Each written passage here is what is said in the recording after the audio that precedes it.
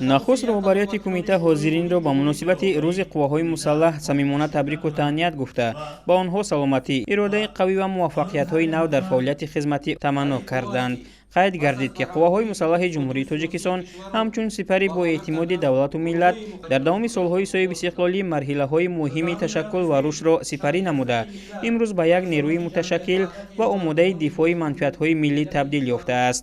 зикр гардид ки таъсиси қувваҳои мусаллаҳ яке аз дастовардҳои муҳими даврони соҳиби истиқлолӣ ба шумор меравад.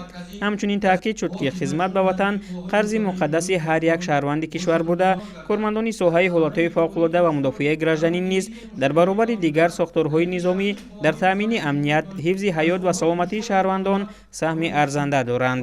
зимни чорабинии нақши кормандон дар пешгирӣ ва бартарафсозии ҳолатҳои фавқулода, расонидани ёрии саривақтӣ ба аҳолӣ ва иҷрои вазифаҳои хизматӣ бо масъулияти баланд махсус таъкид гардид.